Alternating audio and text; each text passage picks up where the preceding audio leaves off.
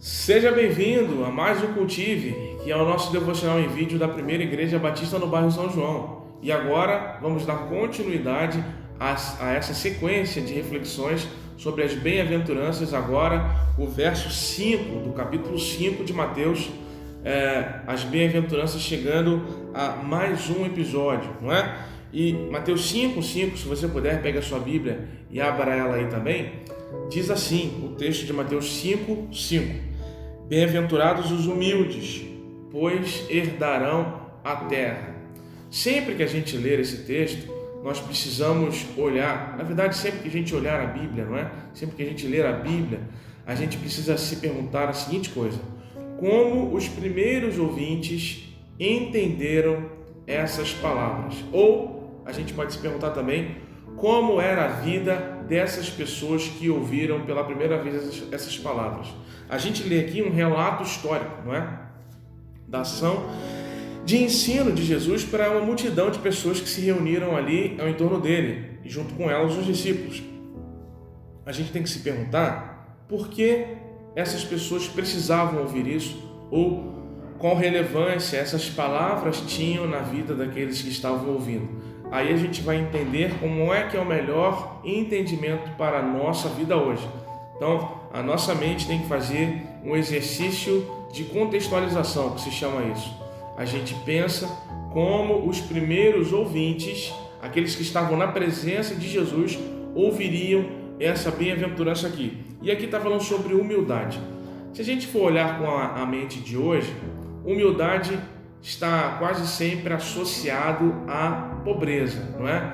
O humilde, o pobre. E até nesse sentido, o texto vai trazer alguma resposta também. Mas esse não é o único sentido que existe para esta bem-aventurança.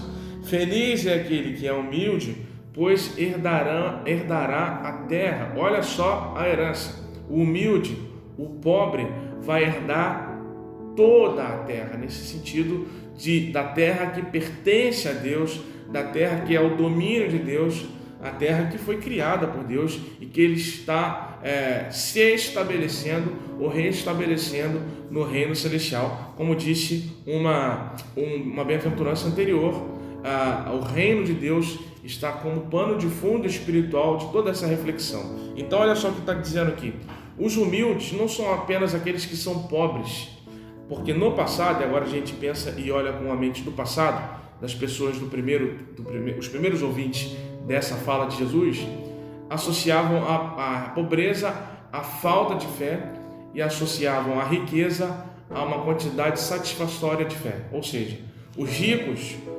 tinham na sua riqueza a prova de que eram pessoas de uma fé viva, genuína, operante, enquanto que os pobres, se eram pobres, é porque não tinham uma fé vibrante, uma fé verdadeira, uma fé que fazia com que Deus recompensasse ele com os bens.